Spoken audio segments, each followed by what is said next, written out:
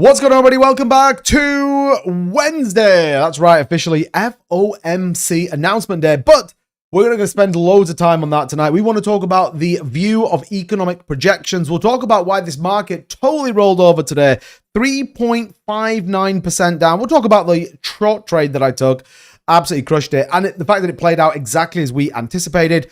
Obviously, we're going to do bingo, which, by the way, I was just telling TikTok, I think we nailed bingo. I'm just saying, right? I think we nailed bingo.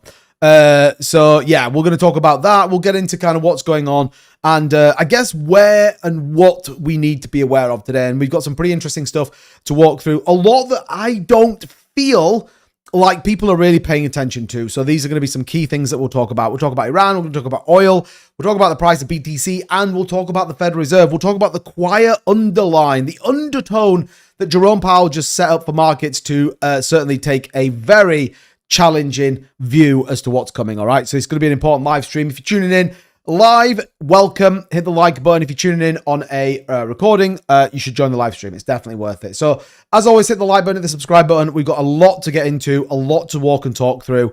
But it only feels right, ladies and gentlemen, if we do bingo first. Now, if you're brand new to the channel, by the way, this was our Federal Reserve bingo card from last night that we set up, which was assuming what Jerome Powell was kind of going to say when he came out today. What was he kind of going to, basically be in a world of, and was he going to give us all the answers? So let's just really quickly go through and see if we got bingo really quickly. Okay, so he did have a laptop, all right? Good news, all right? He talked about the housing market, and he did have a purple tie on.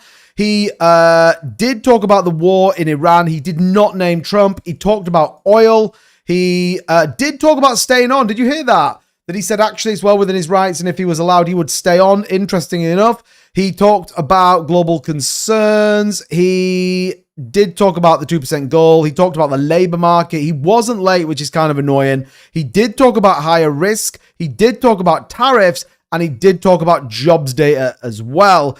Easing, no. Data dependent, yes. I think that's it. He didn't talk. He talked about his predecessor. Are we saying that we get Kevin Walsh? He said, I don't really want to talk about the person that's basically coming in, but I feel like it was pretty close. He didn't name Trump. He did he explain that? Yes. He did talk about rising inflation, actually. He did talk about rising inflation, and the elevated, I think, was the word and terminology that he did use. So, man, we got bingo aligned. Look, hey, let's go. We did get a horizontal, a diagonal line. I don't think he talked about energy. He didn't say about, well, he did kind of say no comment. I'm going to say he did say no comment because that he referred to, I think some woman asked him some stupid question and he was just like, I'm not talking about that. I'm going to say we got that one as well. I think that was it. But hey, we got a vertical line. Let's go. It's not vertical, it's diagonal, but yeah. Nailed bingo. Nailed it, which again, we don't normally get. So he spoke in English. He did speak in English. So shout out to everybody who got bingo. Well done. I think that was a pretty good day in the old bingo market. All right. So we'll touch on a little bit later on what the actual summary from Jerome Powell was, and more importantly, where that plays out into a more broader view of the markets. And we'll touch on that, like we said, a little bit later on. Let's focus in right now really, really quickly in terms of the price action that we got today. And it's been a pretty volatile day in the markets. And then we'll get into the topic of the day, which is why the war in Iran is going to be so much worse than I think loads of people are talking about. And you might say, well, we're super bullish. Everything was, everyone was like super creaming their pants here at like 75,000. Looks like we rolled over a little bit, and I'm not saying this is the move down to 60,000. I'm not saying that, but certainly it's an interesting capitulation in the market with a lot of sell pressure that's coming in. Hey bro, how are you? I got wrecked again today. Lots of loss since Feb onwards. Anyways, hope you're doing well. Behave. What? I said don't trade today. Behave. You need to get your ass in the Discord ASAP. I literally said don't trade. I mean, I said don't trade, and I took a short actually today, which by the way is printing absolutely very, very well. It's about 53%. It's interesting enough, it's a Lunar Classic short as well. Partly because I saw a video, someone was like, Lunar Classic's gonna pump soon. I was like, no, it's not. And I took a short on Lunar Classic and it's turned out pretty well. So anyway, 4012 trillion rug from market. What RPM? What does that even mean? I have a soft spot for XRP. Nice. So is XRP being running sideways for 8 years? I mean, that's true. Well, must be in the run. Labor. Blah, blah, blah, blah. All right. Crypto Mike in the house. What's going on, buddy? Welcome in. Good to see you, man. Tomato Pete's here as well. Grimmer. What's going on, Grimmer? Tomato Pete. Mr. Creelo. Hello from Texas. What's going on, buddy? Welcome. Good to see you. Hopefully new. Wealth Ranger says always more bad news for crypto. I mean, it feels like it, doesn't it? I mean, it depends, though. It depends. At the minute, bad news could be good news. Depends how you look at it. It depends whether you're an opportunist or you are a pessimist. It depends, in my view. Okay. So this is kind of where we are. We're probably less bothered about this market structure because we've been talking about this for, I mean, literally forever. We're probably more interested in this particular market structure. This is obviously over the course of the last 24 hours. If you haven't seen or you didn't watch my video that I put out earlier, which basically said, watch this video before the Federal Reserve meeting, you would have heard me say, watch out. I would be very cautious based on where this market is, because I think it's definitely worth noting, by the way. Also, if you are interested, I actually have started a new channel as well. It's called the 2-Bit Finance channel. Again, I'm trying some new things. We're trying to do a few things a little bit differently. So if you want to go over there, hit the subscribe button. It's going to be way more like macro kind of economics and slightly different to the crypto channel. But if you want to go and support me over there, I'm trying something out. Okay, remember, we're in an ambition this year of becoming a 24/7 non-9-to-5 individual. So if you want to support that, go and hit the subscribe button, watch that video. There'll be loads more content coming out on that channel. Way more like macroeconomic stuff, which will be fun. Not like, oh, I'm an expert on all this kind of stuff. Just like if you watch the debt crisis one, it's kind of, I think it's a pretty interesting video.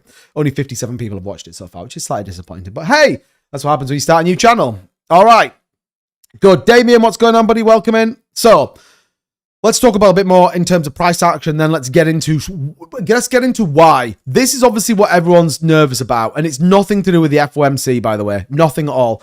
As much as people might think it is, it isn't. And I think that is probably worth just understanding here, that is absolutely to do with Iran. It's to do with oil. And certainly we'll talk about it. I've just literally linked it above there. It's literally there on the, you can see it where I've posted it. That is literally the new channel. So you can get the link in if you just come over to this main channel as well. But yeah, thanks to Mark Pete. Thank you guys. I appreciate it. Like I said, we're going to try something. So we'll have really top end crypto content here.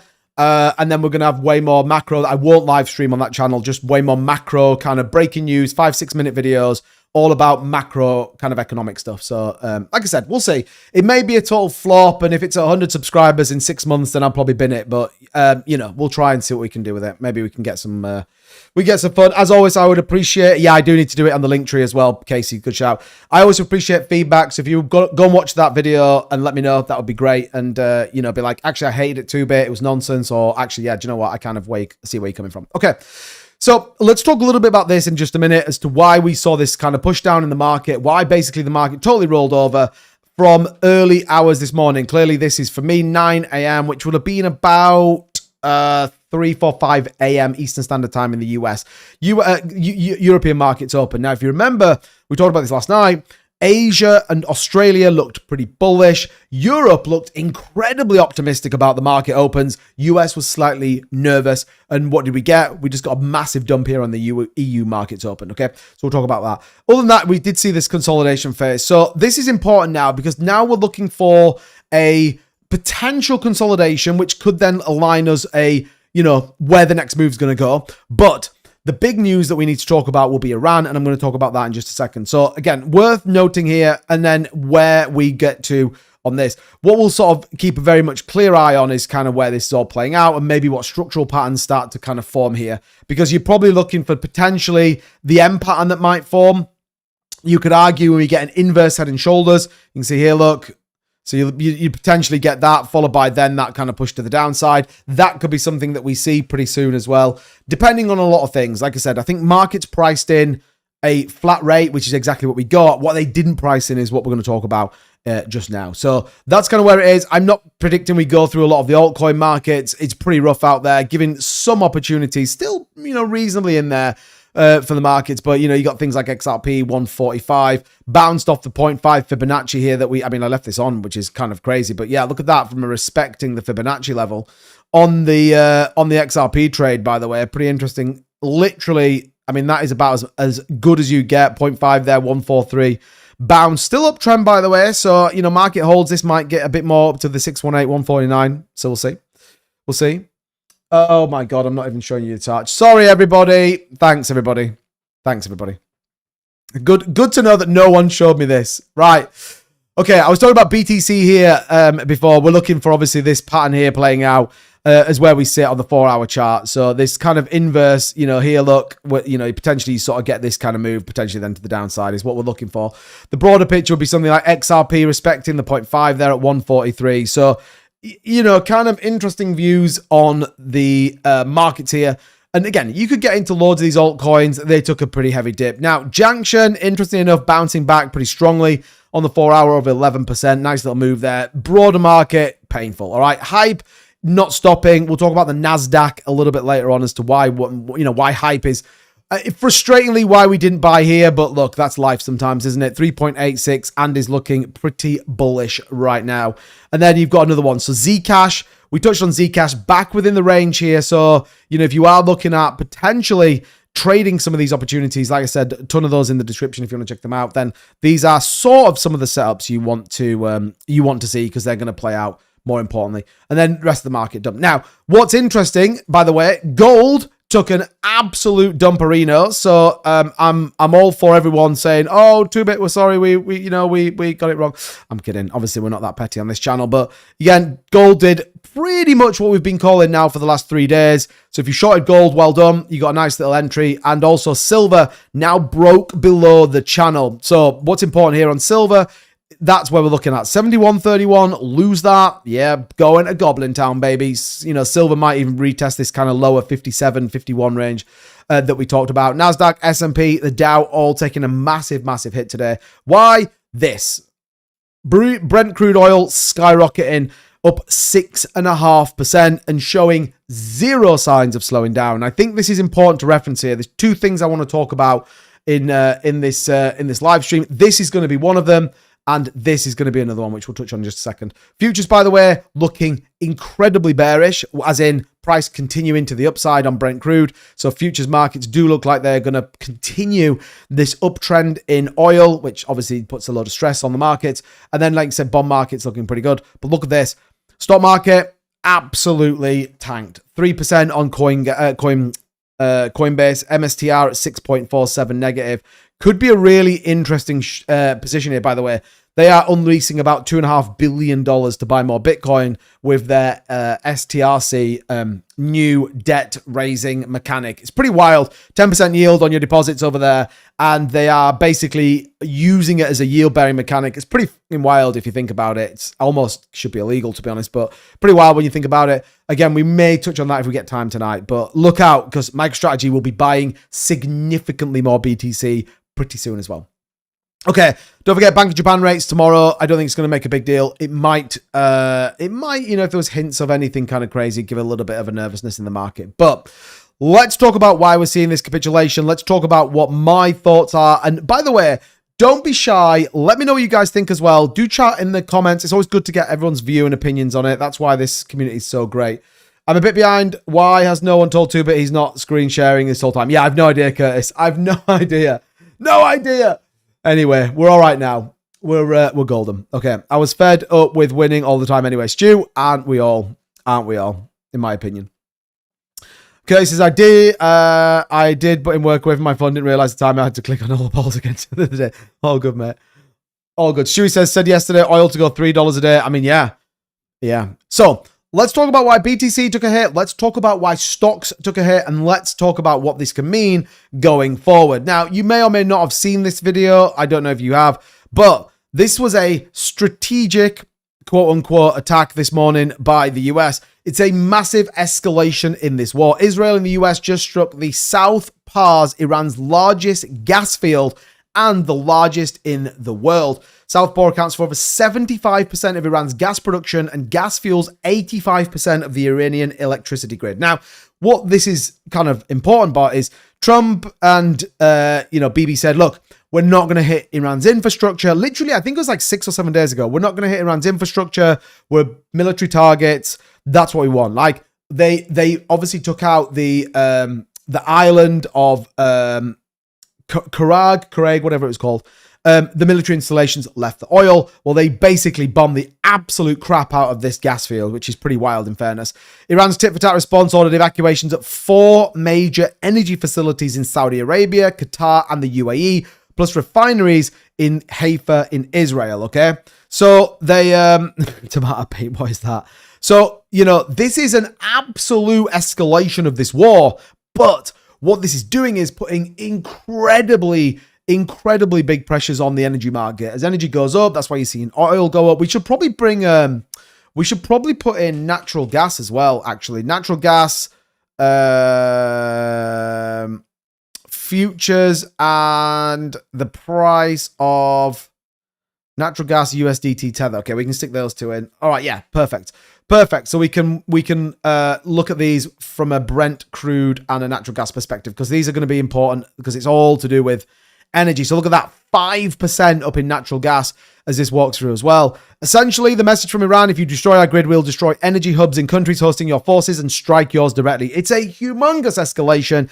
As we've been talking about, we've been saying, look, there is a real nervousness here with Iran. So many people think that this is like going to be over really quickly, didn't they? Trump, yeah, we should be done by the end of the week. Don't worry about it. Like, this just throws a whole new problem into the mix. Why? Because Russia is now kind of saying you shouldn't be doing this, because loads of people are relying on this natural gas. Like, it's pretty crazy if you ask me. And equally, when you get this kind of world of, this like massive kind of sell-off, then this is where it gets even more nervous. Now, if you have seen this video, it's pretty wild, by the way. I mean, it's absolutely just getting completely obliterated. But like I said, the Straits of Hormuz was the beginning, and now it definitely feels like this is kind of way escalated beyond. Look, war's war, in it. I'm not going to kind of, paint this in any sort of different way than what it already is. But, this certainly is going to put increased pressure on the energy market, and certainly could risk the price of BTC coming down. Now, this will align to things like gold, silver, and all the rest of it, because, as prices of oil and natural gas go up, then you would assume that price of BTC is going to come down. But the drive is the stock market. So whenever you see the S&P 500 and the NASDAQ both capitulate, then you can expect BTC and the crypto market to come down. Now, people will say, well, hold on a minute, 2bit. Why has it been going up for the last 8 days? Like, war's been going on since like February time, like here somewhere. So, if that sentiment's true, then why is the crypto market doing this? That doesn't make any sense. And the answer is simply this, right? This is kind of, where we go to. And this is kind of showing you how much it costs in electricity in specific countries to mine one Bitcoin. What do you note here on this particular image is that Iran right now is the cheapest country to mine BTC. Okay, so essentially what we're saying is it costs you about $1,324 to mine one Bitcoin in Iran. Now, obviously getting the hardware over to Iran is pretty difficult. Actually keeping the energy going is pretty difficult. And more importantly, getting the infrastructure to mine one Bitcoin rather than just randomly hoping that you're going to get it is significantly more difficult than, let's say, Texas, for example. But this does kind of show the reason why you did get this kind of narrative. Why? The Iranian currency completely nuked itself, totally collapsed to kind of zero. So the hedge then does become Bitcoin. We saw that from a Iranian exchange, and they had to limit the number of people that were buying and selling. But this kind of supports a more broader view as to, sort of where all this kind of plays through, and more importantly, how this whole narrative works. Again, this is kind of why you're seeing this kind of capitulation in both gold and in BTC. And again, aligns to our thesis, or certainly my thesis, that says BTC has got another push down in the markets. Because what's the narrative that changed this? An end to the war? Doesn't look like it, okay? Doesn't look like this is going to kind of end anytime soon. If anything, it's probably getting worse. And then when we talk about the future economic projections, you can start to see now that even the Federal Reserve is a bit like, this whole Iran thing is not good, okay? And we'll talk about what the Fed said and specifically why Jerome Powell mentioned it in the FOMC speech. Tim says, yeah, decent dip. I'm hoping to get a decent bag of Aave, $100 or less. Got about 6 months though, unless something interesting happens. True. I mean, Aave, yeah, pretty interesting. Do you see the announcement from World Liberty Financial and Asta today? That's pretty crazy as well. So this kind of aligns to where we get. So heightened escalations in Iran, not good. The cost of mining BTC could create volatility. We've been saying this for a while now. This could really create some element of volatility within this market worth noting on. And then obviously we're watching what happens with gold. You can argue that we've seen this a number of times prior, right the way through 1971 to 1980, and then what that looks like from a BTC perspective as well, that we get this kind of massive move, FOMOing in, everyone's going crazy, and then boom, we get this kind of sell-off, this capitulation one last time. The longs get over leveraged and they get liquidated, and everyone freaks out, and everyone thinks that this time is different, that crypto's never coming back, the markets are all going to zero, and we all should have sold and got out and started collecting Polly Pockets, all right?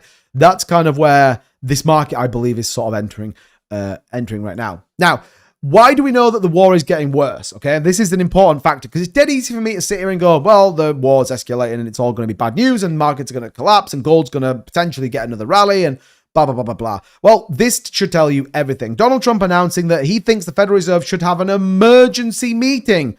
And actually, he believes there should be an emergency rate cut. Why? Because energy is about to fucking skyrocket, all right? And actually, when we get things like the next CPI data, which will obviously coming from a March read, it's going to be bad, all right? It's going to be bad. Let's just not kid ourselves here. It's going to be bad news. And so many people are naive to that fact, I think. What's going on, Fairground? Good to see you, man. VHF in the building. They were selling the BTC so they could buy more, driving it down because there is only so many sellers. I think we might see a close to 55K because that's where all the orders are stacked down so far. Yeah, Crypto 1633, agreed. That's what we're waiting for. 58, I mean, 55 to 60 is a broader range. 58 would be decent. 60K, I'll start buying. That's kind of where I'm at a little bit right now. Rapal said, don't F it up and sold on us. No way, bro. No way. Paul's in the house. What's going on, Paul? Good to see you, man. I mean, that would be wild, wouldn't it? That would be wild if that was true. So, like we said, Trump here demanding an emergency meeting. Now, obviously, Jerome Powell's like, screw you, you know what I mean? No one cares about your opinion. But Trump called for an emergency rate cut. He's called for an emergency meeting because he needs to get this under control. He absolutely is panicking now from this kind of idea of, look, if energy spike, it's hard yards. It is going to be really difficult to get in this narrative of bringing costs down. You're going to get some bad CPI, some bad PCEs, and actually personal expenditure is where you can kind of see where it's going to really hit people, right? Because that is essentially what people are seeing. Do you know what I mean? It's kind of, that's where we're gonna sort of see that. So, you know, that's not what I wanted. Personal expenditure. Personal consumption expenditure. There we go. Well, let's just show you this. Let's just show you this chart. And here is a very obvious view of what's happening. So you can see the personal expenditure chart, which if it's going up, it means basically what we say. People are spending and paying more money for things. That's bad news. That's bad news. So if we take, you know, let's take a snapshot of the last 2020. You can see obviously everything went down in April 2020. That was obviously pandemic to where we are now. And even if you take a look at, you know, it's not the biggest number in the world, but you can argue even from May 2025, 20,755 to where we are right now, 21,200, it's going up. These is in billions of dollars. It's costing more. Trump reportedly, however, like I said, pushing for an emergency Fed. Economists have gone, well, it's kind of all right. Like, this is kind of your own making. Like, at the minute, we're fighting inflation. The probably worst thing they can do is cut rates right now. What we need to understand is, and yes, I do, Beebs, definitely. What people need to understand is that, and no one's really talking about this, but I think they need to. Didn't need to chart to know that. Yeah, I mean, yeah, I get you. Rusty, that's absolutely true. Absolutely true. I get that. But that's the statement of the night. Didn't need a chart to know that. Freaking Fredo's 25p. What the heck is that about? Anyway. So how we all chat? I'm just about to smash the like button. Paul Gallant, you absolute massive legend. Thank you for that. Do what Paul does. Hit the like button, everybody. Would massively appreciate your thoughts, your views on that, which would be great, people. Okay, so like I said, all is well. This will become more obvious when we get into it. But like I said, Trump demanding an emergency Fed rate cut should tell you everything about this war. Now, to be clear about this, I'm not being political in any way, shape, or form. I don't think war is good in any environment, by the way. But when you start to look at where we sit from a future perspective on rate cuts, we need to understand that we are on a potential move up. Look at this, 4.1% now predict we could see a rate hike in April.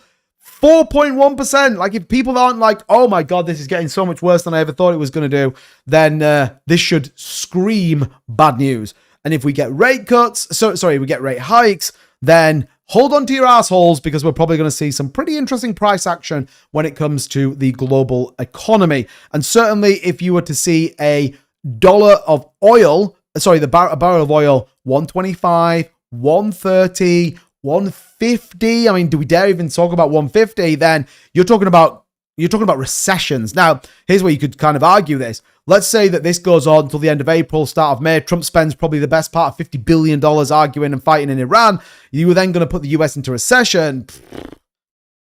It's all bad news. It's all bad news at that point. So 2 things we need to watch right now. Dollar barrel. Oh my God, I can't speak. The price of oil, because you're going to need to keep a very, very watchful eye on that. And then equally, what the Federal Reserve is going to do. Because if we get anything bad, it's going to get pretty tasty. Do you know what I mean? It's going to get bad news. It's going to get bad news. And that's kind of where we've got to be very, very mindful of. And like I said, could certainly start to trigger the potential kind of move in oil and in crude. And that could trigger recessionary fears, by the way, which I think is kind of going to be very interesting to think about. Very, very interested to think about. So we did get the producer price index from the last meet, by the way. But again, you can see here, look, where is it? The latest producer price index report complicates the path towards rate cuts, with inflation remaining well above the Fed's 2% target. Markets have rapidly priced out previous expectations for multiple rate cuts in 2026, suggesting that Fed may hold rates to 3.5 to 3 3/4 range and potentially project only one cut or a potentially none for the remainder of the year. Or like we just talked about, potentially even a rate hike. Like, think about it. Rate hike, bro. Absolutely wild to think about. So, worth kind of bearing in mind some of this stuff. Hey, everyone, just come in. 2 minutes, you sound too serious. And I'm all good, mate. I'm all good. Come on. I'm not super serious. We're just talking about what we need to talk about. We are in a recession, but they won't announce it until the bottom is in. I mean, that's potentially true as well. Funny enough, I've not seen his face show up on my feed in ages. He must have rugged us on a banana skin. Who's that? Whoa, what is it good for absolutely nothing? Selma, you're absolutely right. Absolutely right. Is Craig here from Discord need advice? Can you go live there? Yes, you can go live in Discord, yeah. What do you think will happen to gold once the market opens? I think gold will sell off a little bit more. I mean, the futures projection on gold is not great. So futures projection on gold is negative 2.24. So markets are pricing in a potential further sell-off on gold and silver and copper, by the way. So yeah, it could be pretty tasty on market opens. Expect probably another day on BTC pushing down, which then gives us that, that arch here that we got. Now you could argue, all right, you still get the higher high here, the lower high that we get, but, we'll see. I think it kind of gets pretty interesting as that kind of plays through.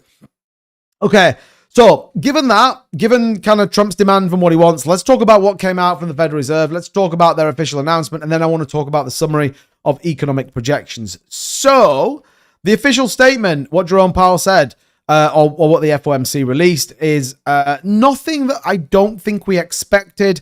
Jerome Powell's statement was pretty interesting, but the committee seeks to achieve maximum employment, inflation rate of 2% over the longer run, which we know is now starting to become a bit of a concern.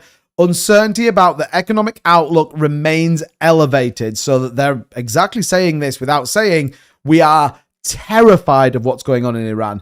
That the fact that it's going to last so much longer, and you've got kind of Trump saying, it's all going to be fine. The implications of developments in the Middle East and the US economy are uncertain. Markets hate that word. And the committee is attentive to the risk to both sides of the dual mandate. So they're kind of saying, look, we're absolutely nervous about the fact that we're going to see interest rates go up. We are terrified of it. And by the way, you got an 11-1 vote, by the way, which is kind of interesting as well on this, with one dissenter. I'll let you guess who the one dissenter was, by the way, who advocated for a cut. Wild. In assessing the appropriate stance, the Monetary Policy Committee continued to monitor the implications of incoming information for the economic outlook. The committee were prepared to adjust the stance of monetary policy as appropriate if risks emerge that could impede the attainment of the committee's goal. Essentially, if inflation starts to build and starts to go up, they will raise rates. That is essentially what they're saying at this point. And without saying we're going to raise rates, they're saying, look, if this is going to impede the attainment of the committee's goal, that's 2% inflation, stable pricing. We just looked at the fact that you've got consumer pricing going up and you've got inflation right now going up as well. And if you remember yesterday, we looked at this, it was 1.4 I think, on the nose. 1.51 today tells us that, this number is definitely, well, down. It must be 1.52 yesterday. So attentive. We need to be aware of it. Again, this is kind of, and I'm not saying they're going to look at this specifically, but that does sort of tell us exactly as to where this is kind of going to go. So yeah, Stephen Myron was the dissenter, by the way, looking for a 0.25 percentage point rate cut. This one, which is kind of wild. The gold value was priced in before the war. Mouse said gold should not be dropping. Wars normally push gold up. Yeah, I mean, the problem you got is that everyone bought gold on that kind of hype. What do you think about XRP? Seems so many mixed questions. I like XRP. I hold XRP. I think that it is one of those altcoins that certainly could make a move. I think I'd rather be holding it than not, is probably my statement when I come to XRP. I think I just want to see something about how I want to see this banking license get approved. That's probably the next big catalyst for XRP. But yeah, I still hold it, still bullish on it. I think, we've still got some positives here. So yeah, we should be okay. By the way, if you haven't already hit the like button, do hit the like button. If you're on here on TikTok, tap the screen, by the way. I would massively appreciate it. If you are enjoying the content, like I said, it would mean an absolute world to me if you could do that. That would be great. Okay. So let's talk about the summary of economic projections. I don't suggest that we go through this in any sort of super crazy detail. What I think is important to reference here is just what the Federal Reserve Board of Committees believe markets are going to do. And what it can tell us here is it gives us a bit of a projection on, what we can sort of expect and look at as we can sort of walk through some of this stuff here. So let me bring a little bit of a, what do I want here? That, okay, yeah, that's fine. That's fine. Okay, so what you get here is the summary of economic projections by the range of what people voted. Now, we did touch a little bit of this. If you buy alts, you're doomed. Yeah, I mean, the minute I would definitely not be buying anything. I think that's kind of my stance and has been now for a while. But let's talk about some of the key things. So if you remember yesterday, we touched a little bit on GDP. We talked a little bit about where the US is going to be, because all of these things, I know we're sort of pivoting a little bit away from the crypto market, but this all will play into the markets, right? All play into it. I just unsubbed you, told me to buy Mononoke Inu, and now I'm living in a van down by the river. Mononoke Inu, holy crap. Is that still going? I still think it's got the liquidity in it, right? Anyway, so what was the projections? So they just projected on the December projection at 2.3%. They've now revised up to 2.4. So they now believe that the expectations of GDP in the US is going to go up. They're projecting 2.4 versus a 2.3. So that's kind of moving up. 2.3 in 2027, 2.1. So that's the number we need to look at for projections of GDP. Are we going to get to that number? And if we're not, then you're going to sort of see a potential nervousness and sell-off in the market. You can see there the range for 2026, 2.2 to 2.5. And actually, sorry, the medium range. And actually, that means somebody predicted 2.7% raise in GDP for 2026. And the most bearish one's 2.1, which is kind of wild that someone thinks 2.7 is, is kind of a projection. This is also the number interesting. Employment rate at 4.4. Was pretty flat. So again, not the craziest of moves. PCE inflation, personal consumption expenditure. This is the number we're interested in. So they just revised this to 2.7 from 2.4. You got to ask yourself, okay, how does this work then? So they're saying that there's going to be a 0.3 increase in the cost to people in 2026, flattening out in 27. This should already start to tell you where they think the war in Iran's going to go, the cost of living, the cost of goods. They are telling you on this, they believe PCE is going to rise by 0.2 and PCE inflation is going to rise by 0.3. Okay, so these are certainly worth noting.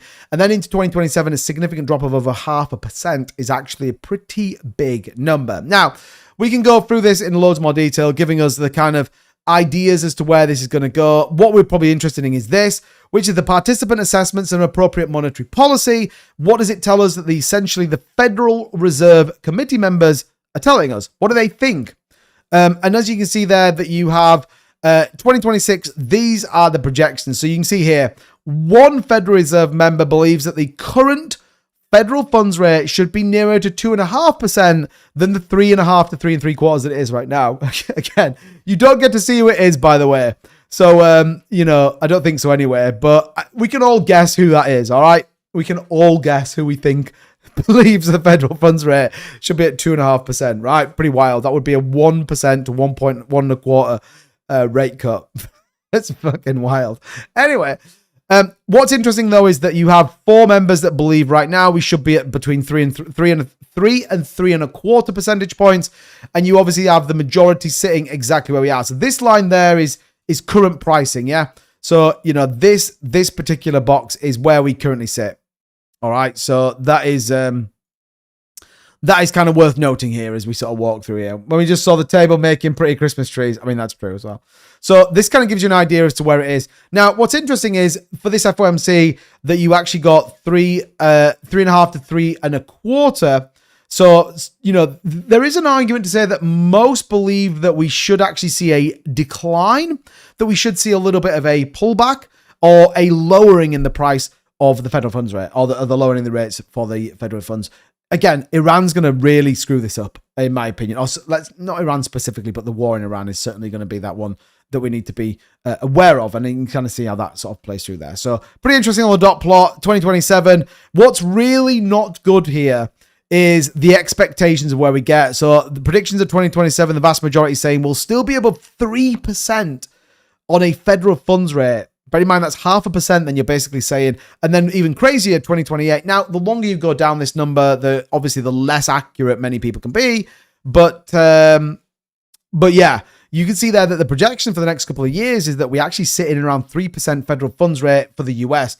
I don't know what it looks like globally, but it is worth, you know, sort of noting here on that specific item. Okay, so yeah. So again, this just goes through loads more detail. We're not really that bothered about kind of what else sits in here.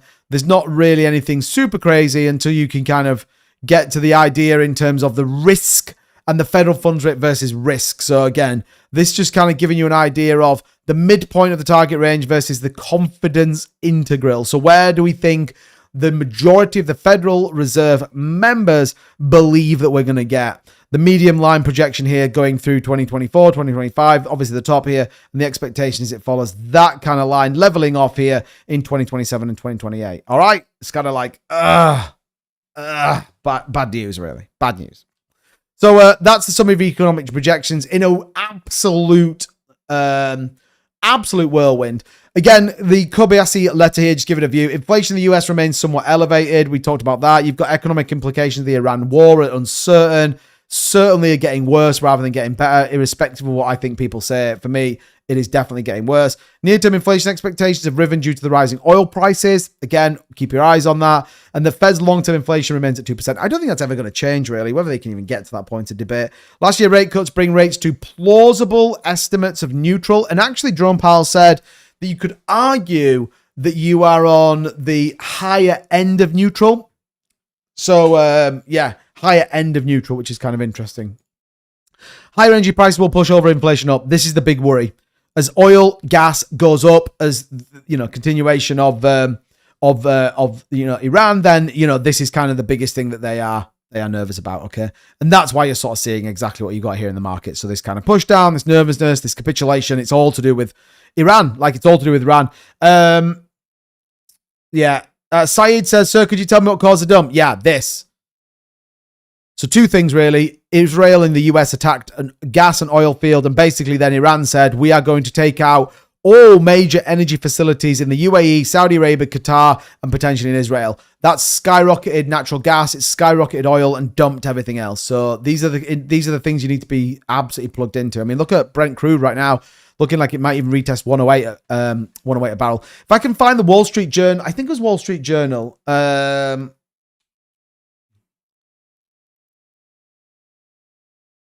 We can sort of walk through what that looks like because it's a pretty interesting article. But if I can't find it, then we might miss it. But yeah, let's see if we can get this.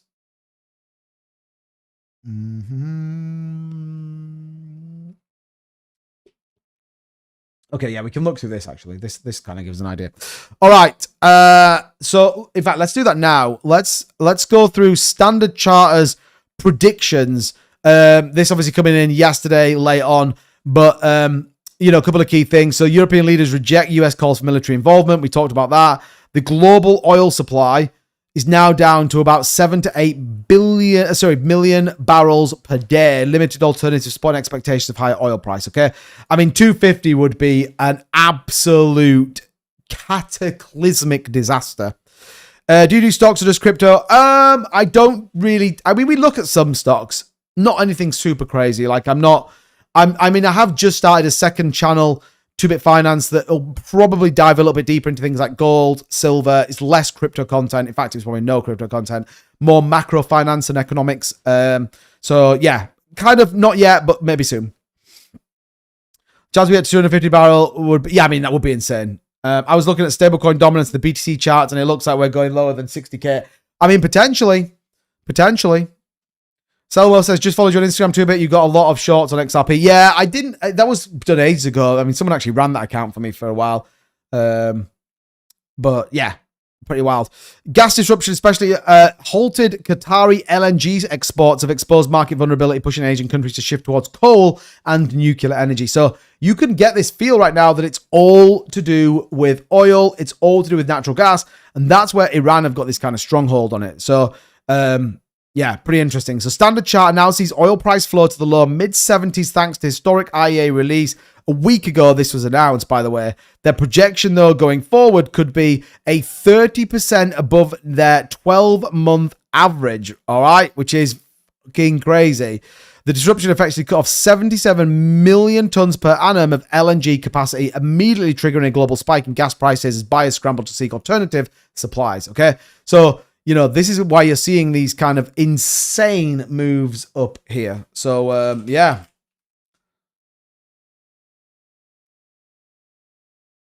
Pretty wild, if you ask me. But not sure if you saw my comment a while ago. I sent you something on Instagram. Oh, did you? I did not see that, so I will definitely take a look at it for sure. Definitely take a look at it for sure. Good.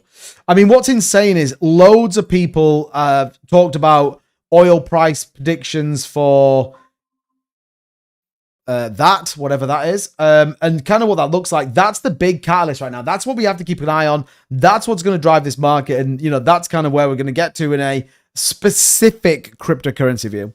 So yeah, I do think 43K is possible. Holy crap! Wild. Wow, blockchain made for times like these. I mean, that's true as well. 108 Brent crude. Yeah, Brent crude's wild right now. Wild. I mean, I don't even think we could probably put this on here. And I don't know if it can. I don't necessarily think it'll give us a direct correlation. I mean, kind of. I mean, interesting there. Let's just make that a bit more of an easier color to see. Let's put it in bright yellow. So that is the price of Brent crude there. Again, not the craziest of charts. Maybe if we put it on the weekly candles, does it give us a bit more of a better view? No, not really. Not really. So you can kind of see a little bit here where you do get a correlation, generally speaking, with, Brent spikes, crypto sells down. So, if you were to then apply that logic, you would say, well, if Brent keeps going up, then, BTC could potentially come down. And that's probably worth noting here as we sort of walk through that. I don't think Iran war ends anytime soon like Donald's. Yeah, I don't think it does either. Henrik, we've literally been saying that. I don't think it does. I think there's everything right now is telling us that this war does not end anytime soon. And the nervousness, like we said, is the price of Brent crude goes up. I was just trying to see if we can get a, kind of an idea as to where predictions from economists are kind of giving us a view as to where Brent crude's going to go and how that could have global implications. But it's hard to kind of get anything specific on here. What's going on, Cheese? Good to see you, man. Good to see you. So let's take a look at the US Energy Information Administration. Let's see what these guys say, because these are essentially giving us the kind of idea as to where the markets may go, and probably more importantly, what it looks like. So forecast overview: Brent crude oil spot price risen sharply. Okay, we all know that. Brent to sell $94 a barrel, 9th of March, blah, blah, blah, blah, blah. Crude oil prices have risen and petroleum shipments through the Strait of Hormuz have fallen. Some Middle East oil production has been shut in. So we forecast Brent crude will remain above $95 a barrel for the next 2 months. I mean, it's absolutely gone way higher than that right now. And that then, so this is, you understand, these are where markets are pricing some of this money in. So whatever we're over $95 a barrel, then markets are definitely pricing in this kind of nervousness in this. And likewise, you could argue here on on gas, that if this is above where we've got, the predictions here, $3.8 dollars per million thermal units. I mean, what is that metric anyway? We're at 3.19 right now. So, they're expecting gas to go even higher. Like, all of this is going to screw PCE. And once that CPI report comes in for March, it's going to be an absolute disaster. Kyrie says 60 or 50K for the new moon. I mean, like I said, 60K is definitely where I'll start to accumulate. My range is between 55 and 60K that we need to look at. So, yeah, pretty wild if you ask me on some of this stuff. And like I said, whatever this happens, then, this is where we're going to get these spikes in price. So, BTC kind of feels like it's finding a little bit of a floor here. At this kind of new range, 71,000, probably feels like it drops below. I mean, I bet futures look really tasty for tomorrow. The problem with Brent going as high as world economy is completely stagnant. I don't think they will be allowed that surely. I mean, we said this before, didn't we, though? The problem you've got here is as they release strategic oil reserves, if the price keeps going in, then you're screwed. We are broken. And that's where you're going to see this kind of real nervousness hit the markets. It's keeping 50-day MA on the daily chart as support. Yeah, true. Yeah, I need to get the moving averages back. I still can't really understand why they all went, but yeah. Yes, Crypto1633, the Discord is free. We do have a paid Discord, which does have our alerts in there. It has our trade setups in there. It has both our bots in there and everything else. So, yeah, just the general Discord is free. So, yeah, people need to get way more chatty in that, though. The actual general Discord is a little bit quiet. But, yeah, feel free to join it. It is, like I said, totally free to get involved. Society says, I'm noticing Solana. I mean, right now, you've got a lot of opportunities. I mean, Sol holding $90 is probably decent. I mean, look at Zebek, by the way. You can always rely on Zebek when the market falls to pieces to pump the other way. So, yeah, pretty wild. My phone's just died. What the heck? What?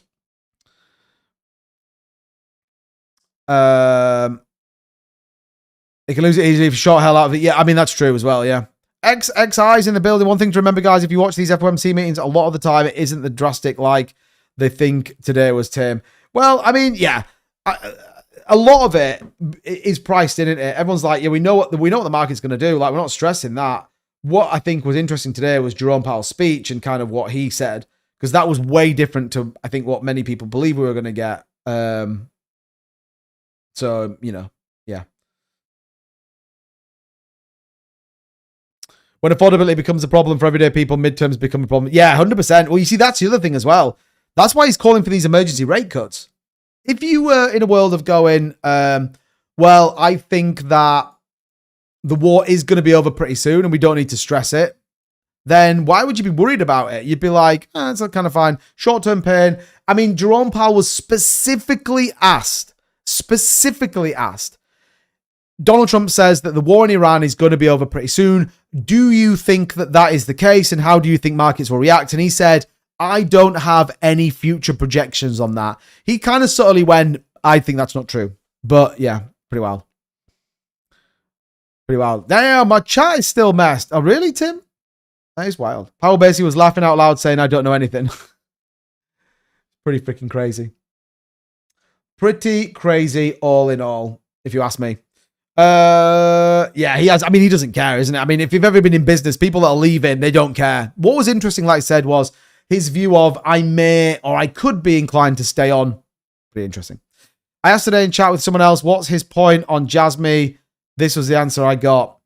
My project perception does what Jasmy says it does. We have 700,000 nodes already and already serve paying clients. Token will launch soon. What do you mean? Token will launch soon.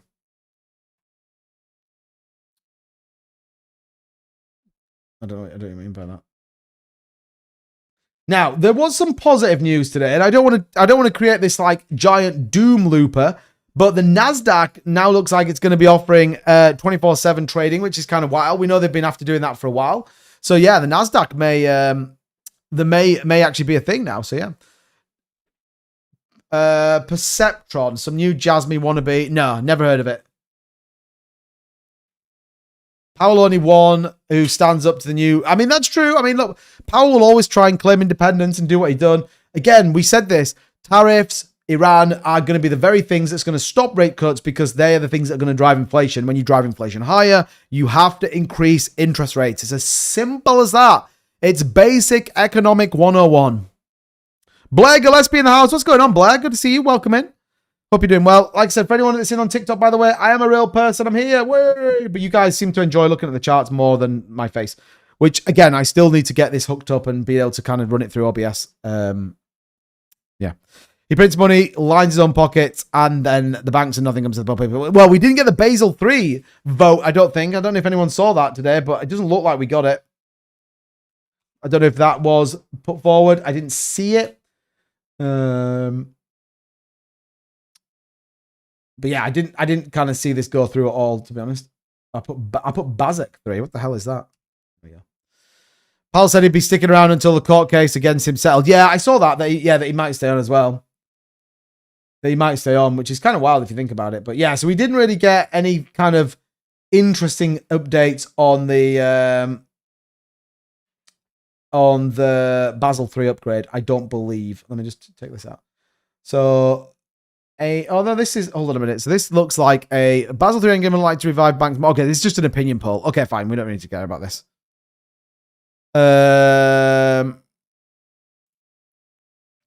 When you federal bank regulators are hoping to get bank. Okay, fine. Overall quality trend. U.S. bank mortgages originate. Okay, yeah. So we didn't get a vote on it. I thought there was a vote today. Let me just check. But it doesn't look like it. Doesn't look like we got a vote. Okay, Bitcoin is kind of holding up a little bit.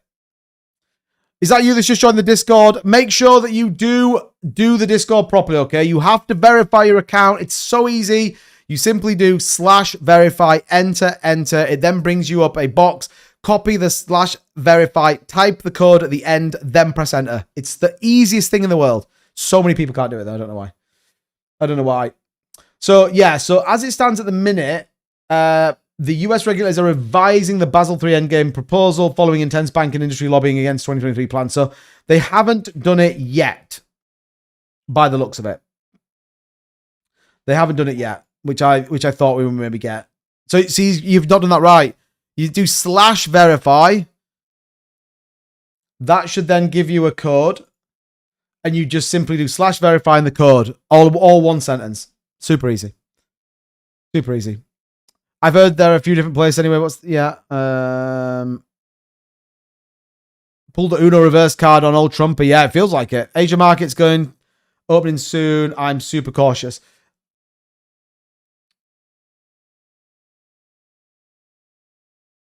Super cautious. Man, I really don't understand why that's so. Why can't people do the verification? Gen X, are you in the chat, by the way? You in the chat? Is it me, or I just don't understand why it's so difficult? Here's a better microscope rather than need more data and laughing at you. Well, that's true as well. Beebs Wash is honestly going to be better. I would be so happy. I mean, yes, but at the same time, he might not be. If he just comes in and cuts rates, he might cause more problems. And don't forget, he's got to get the entire Federal Reserve on board versus just his opinion. Like, yeah, his opinion will kind of matter, but might not be the biggest thing in the world. Okay, so you literally Crypto163. Let me show you how to do it. Right, it's dead easy. And anyone who's on TikTok, you can see it as well. Because I just don't understand why this is so hard. So here's the Discord. Right, let me clear this. You need to type at the bottom here /verify. Okay. Enter. Hold on a minute. Not that. You do /verify. Here, look. Click this top one. And then you press enter again. And what it does is it brings you up there. It says, to confirm that you are not a bot, please enter /verify vcode, of which you can copy that, type it in the chat, and press enter again. And then it'll come up and say, You are now verified. It is that simple. So /verify vcode .6028. That's basically what you have to do. And then it'll essentially then verify you. All right? It's that easy, everybody.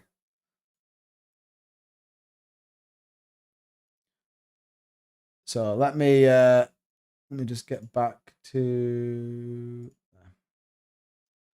Johnny. Yeah, 4-hour chart, mate. Yeah, 4-hour chart. Has Powell been reckless in your opinion, Fat Sonic? Yeah, it's the extra /verify that confuses people. Yeah, I probably need to think about how we do it. I mean, I know this is you, so I will give you access, but I just don't understand why it's so difficult. There you go. You got access to the full Discord. Okay, good. Right. BTC, 3.5% down, 71,329. The futures markets look interesting, if I'm honest. Again, similar kind of story to yesterday, in which we are anticipating that Asia is going to be bullish and actually kind of looks reasonable. Europe is slightly negative and the US looks very negative. So, you know, interesting as that kind of falls through. We have obviously the tomorrow we got the Bank of Japan interest rates coming in. We'll see what that looks like. The Fed manufacturing numbers. So we'll see. Maybe that comes in better than expected. I don't know. But yeah, energy looks like it will rise again. Brent crude 3.9, natural gas 4.47. Like, yeah, it's gonna get pretty wild. It's gonna get pretty wild here.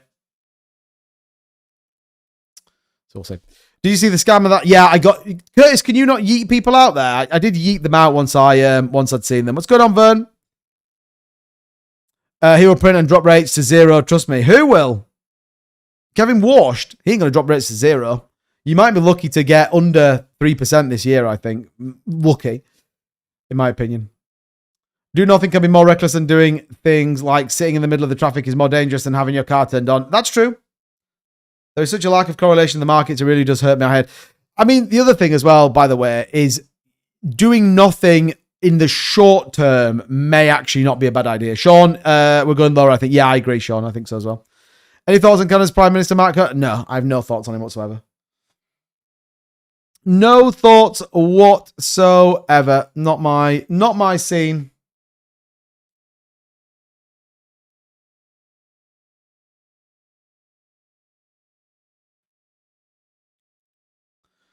So yeah, I had trouble with the Discord weeks ago until you sorted me out.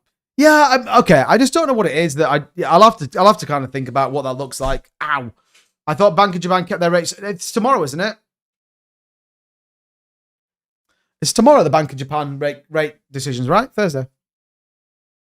No, you're right. It's probably better. Fed didn't do anything, but still, it's what he said, the most optimistic thing. Yeah, that's true.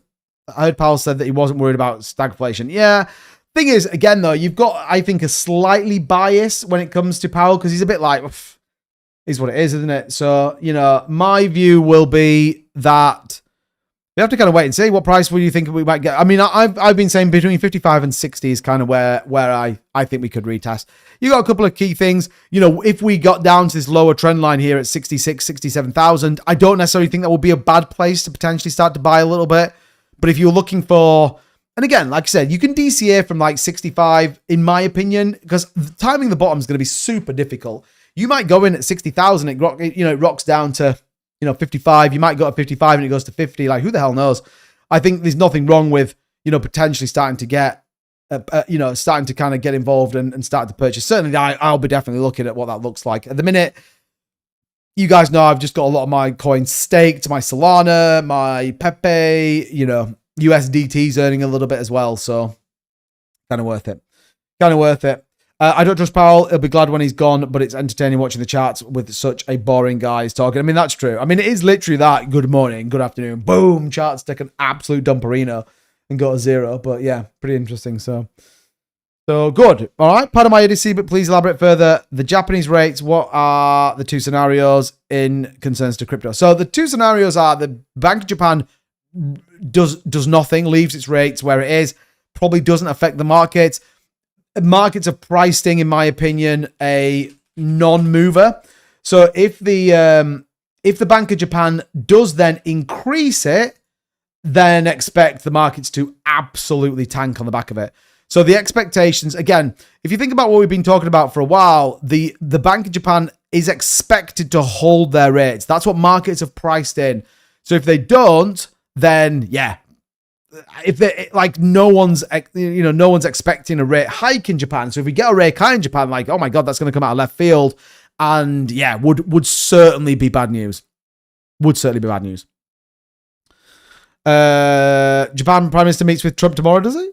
12th of the next month, triple stream Discord, cheers. What? 12th of the next month, triple stream Discord, 2 cheers. I think more downside is coming mouse, then we get accumulation phase. Yeah, I think so. Yeah. So again, Bank of Japan will not do anything. So we get the announcement, by the way, between 3:30 and 4:30 GMT. So that's like 8 hours time, we'll know. But yeah, I mean, you could overlay this. In fact, I have it here. Look at this. We could overlay this and put on here inputs. Let's put in the Bank of Japan. This gives us their interest rate here. So what you can note here is that there generally is a relatively solid correlation between that and the price of BTC. So this kind of spike up, generally then you get the dump and then they sort of consolidate and kind of move back, move up, BTC move down. Again, move down, BTC moves up. So we don't really kind of get much of a movement on here, but yeah, view is certainly the Bank of Japan rates are going to sort of hold and potentially start to come down. So worth thinking about there in terms of that liquidity. JP Payme is worried about the meeting. I'm a little worried. I don't think she wants to be strong armed. Is there really? I didn't think they were meeting tomorrow. Is that true? I thought Trump was going to do some sort of war memorial thing. He's cancelled the China meeting, hasn't he? Oh yeah, Trump's leader heads to Washington for a visit complicated by the Iran war fallout. Oh yeah, that's pretty wild, isn't it? That's pretty interesting. Yeah, look at this. So Japan's Prime Minister Sanae Takashini headed to the United States on Wednesday for what is expected to be a very difficult meeting with the United States Donald Trump after he called on Japan to other allies to send warship. The 3-day visit to Washington was originally expected to focus on trade. Blah, blah, blah, blah, blah. I think the US visit will be a very difficult one, but I will do everything to maximize our national interest and to protect the daily lives of people. In the situation, we will work towards to restore peace and stability in the Middle East, and I hope to really discuss that. Interesting. Interesting. No plan to send warships to the Strait of Hormuz. Okay.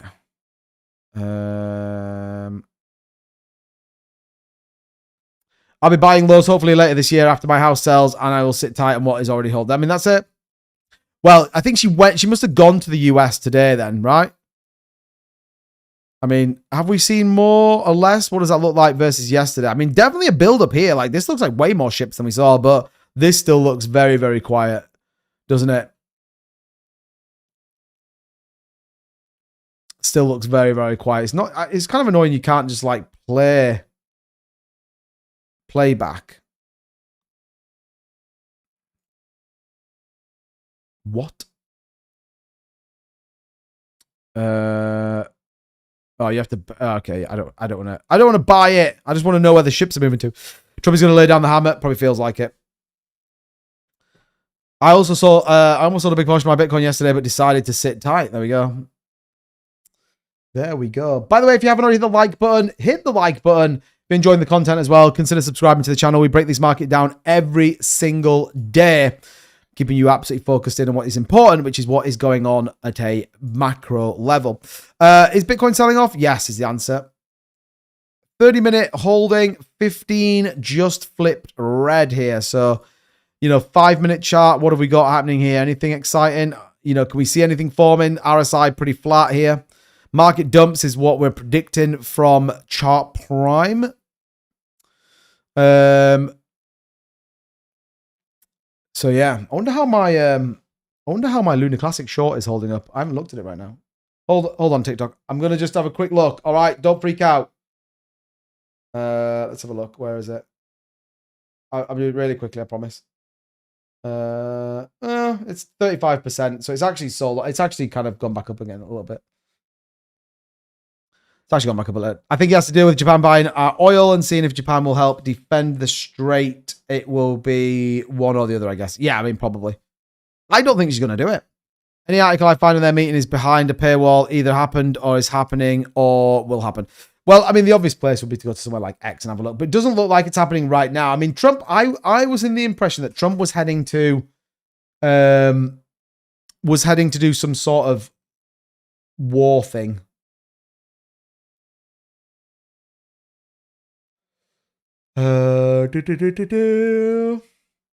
Gulf refinery blaze, catastrophic loss. Oh, is the Gulf on fire? Oh my God.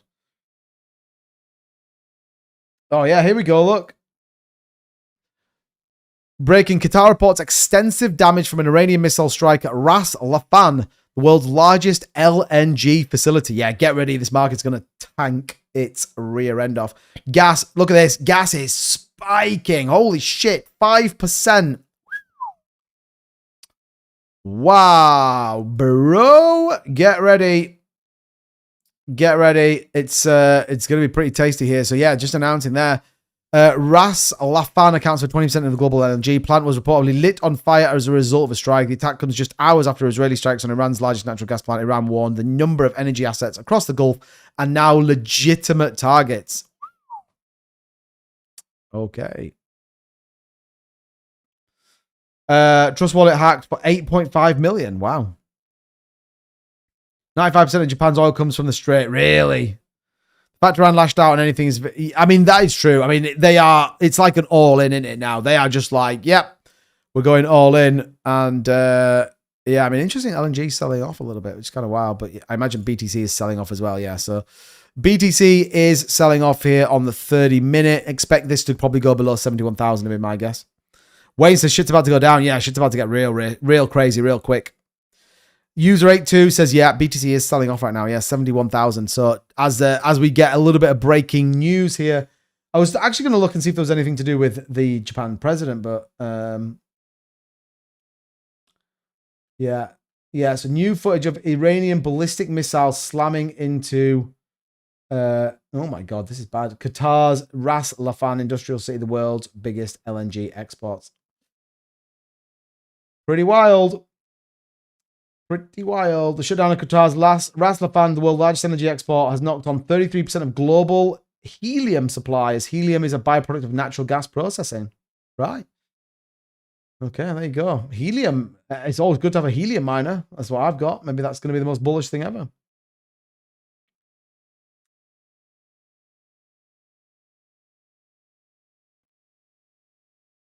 Okay, wild. Wild. Because I'm afraid of random attacks of terrorism, and that's true, yeah. That's true. People are running around naked here, crazy times. What?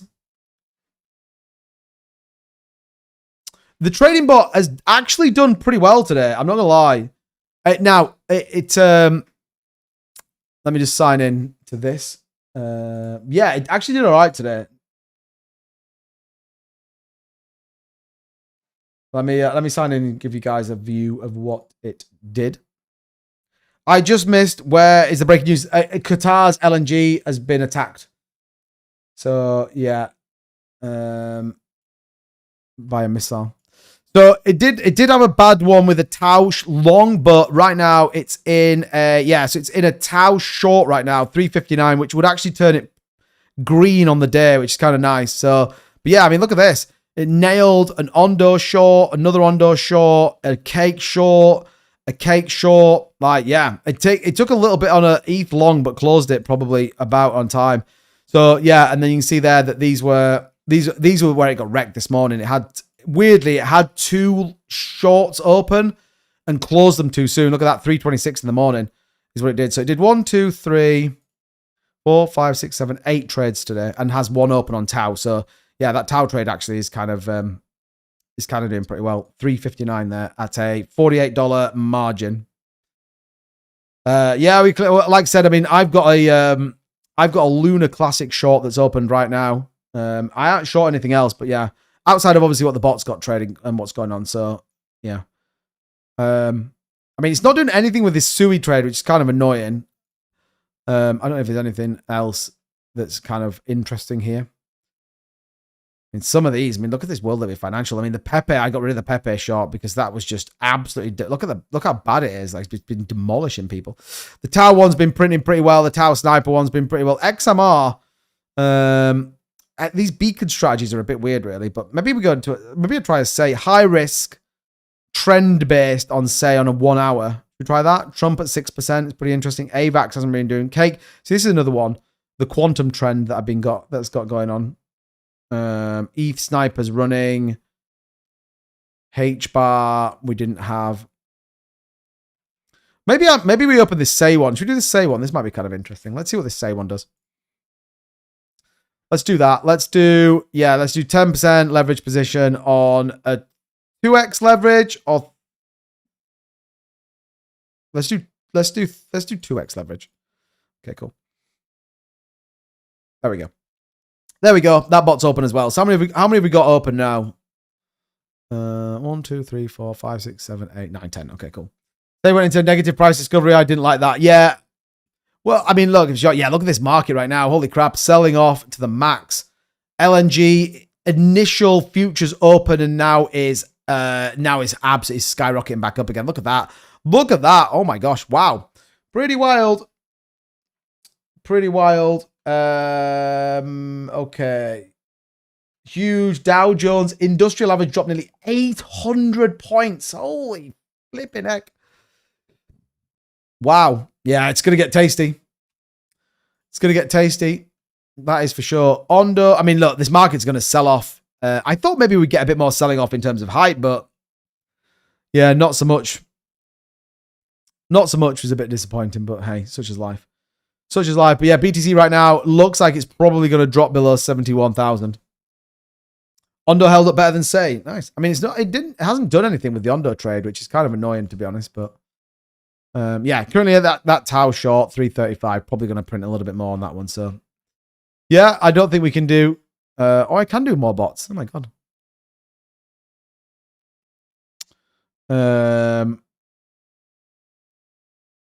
Oh yeah, look, trend-based trend. Oh, you can do kind of this multi-strategy. Tau, AVAX, all ETH. I mean, most of these we've got dupe. Sol. Oh, there's a Sol Sniper. Oh, we need to get that one going. Let's get the Sol Sniper going as well. Let's see what this does.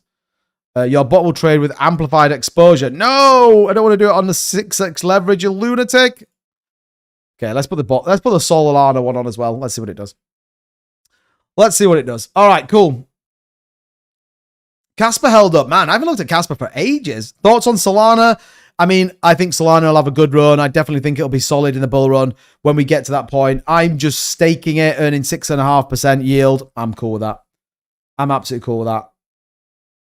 I'll buy more Ondo cheap. I mean, I was thinking about doing the same thing as well, in fairness. I was definitely thinking about just DCing on some positions to try and make sure that, you know, bags are where they need to be loaded. Pepe's holding up. I mean, it's about as low as you could possibly get. I mean, where's it at now? 4.7. I mean, in the broader scale at 7. I mean, pump heading back to potentially this range as well we've been talking about. So, you know, there might be, you know, it wicked onto this support here. We said if, you know, pump goes below, watch out. Might give us an opportunity. Gold bouncing back, but not super crazy here. Silver taking a real old dumperino. A real old dumperino. Sonic, I just short and then purchase spot with my winnings at lows. It's a pretty sensible idea. A lot of people do that. You know, you have a bag to trade on, and then if you make some gains, then yeah, take the gains and buy spot positions. My best advice to all crypto owners, don't get married. Sorry, guys, got to go. The enemy is tough. Grimmer, good to see you as always, my man. Thank you so much, buddy. Hopefully we'll see you tomorrow night. Take care, bud. Yeah, gold selling off again now. Look, coming down. So yeah, markets are definitely shaky right now. 71,000 is about to go on BTC. So yeah, playing out. I mean, like we said it would. I mean, I'm not saying that we're gurus here on the channel, but we've been saying about this for the longest time. Again, where are you looking at a potential reversal? Anything between sort of, well, anything to probably about 4.5% further down, 67.5, because that way you say, well, we got, you know, let's say for example, there's the high, there's the low, you then get the higher high, you get the higher low. You then get the higher high. You know, you're looking for potentially this higher low that would come in somewhere around here. I mean, Doesn't feel like it's probably going to be in there. But yeah, 64, 66 is where we could bounce if it's not now. True. True. I think Pengu will be strong in the bullish times if you are going with some memes. Yeah, look. I think Pengu wouldn't be a bad shout either as well. Betty, thanks for the follow. Appreciate it. By the way, if you aren't already following me on YouTube or on TikTok, then definitely hit the like button, hit the subscribe button. Don't miss out. It's important. We'll break these markets down as always. If you want to get more involved, do check out the link to our Discord. And don't forget, do subscribe to my new finance channel as well. We're going to be bringing you loads more macro stuff. It isn't going to be at all personalized financial advice, but like I said, just a bit more in terms of what's happening, silver markets, gold markets, all that kind of stuff. There's 71 down, 70,993. So yeah, pretty interesting. Robert Dover in the house, running late, and times change. Have me all screwed up. Yeah, I know. I think we're back to normal in about 10 days' time. I think we're back to normal in about 10 days' time. So, yeah, pretty interesting here on this sell-off. How's that Tau short doing? Has the bot taken anything else? Bot's gone all in on Solana. Like, what the hell, bro? So, yeah, Tau 338. So, still holding its own there. So, all good. All good.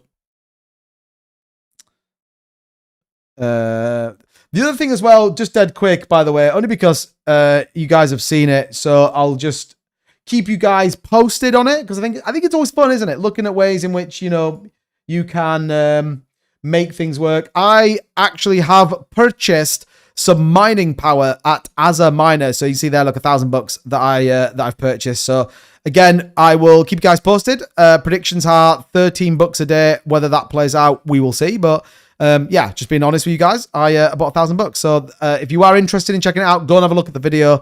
I left a link in the description if you want to sign up. It does give me a little bit of a bonus if you do sign up to it. Again, you don't have to. I'm just telling you. But we'll track this as well. It might be fun. Lots of people are talking about it. And yeah, I did a video. So we'll keep close to what's going on with Asa Miner as well. So that might be fun. BTC has never returned to previous lows. It pumps, retraces, and pumps over and over. Wait till there is no more BTC to be mined. I mean, that's true. That's true. Angel says Kita was at a low. It's going up now. Really? Kita. Wow. What a day when it really is fully mined. I mean, yeah, it's going to be wild, isn't it? Look at Morpho. 174. Watching that one. So, yeah, I mean, there's the kind of market. So you got a little bit here on the last hour. But yeah, look at this on the 24th. Fear and greed will start to drop down as well. So is it like go mining? Yeah, I think so. Yeah. Similar, you buy hash power and, yeah, I mean, it looks pretty good. I spoke to the team about it. You know, do they actually have mining equipment? Yes. AI kind of powered mining stuff. Again, let's just be dead honest here. You can never be 100% guaranteed. Same with gold mining. You can never be 100% certain that they have got it. But what I think is really good about Asa Miner, just as a prelude, is they are regulated. They're an LLC and they're registered to Colorado. So it's a US-based company. So yeah, but like I said, in my opinion, check them out, have a look and see what they're all about. You obviously make the decision whether you invest. That's nothing to do with me. But if you are interested, then head over, have a quick look and see what they're doing. There's a link in the chat. But yeah, they are a registered company in Colorado, and they do have an LLC registered in Colorado as well. So kind of interesting. So we'll see where they go. You never know when it comes to sugar computers, etc. One could help the other. I mean, that's true as well. Over 100 years to mine the last million BTC. Yeah, I know, it's going to be pretty wild, isn't it? I'll be long gone before that all happens. Hopefully my kids won't be though, and they can carry on the 2-bit crypto and sons. Oh dear me! Imagine what that looks like.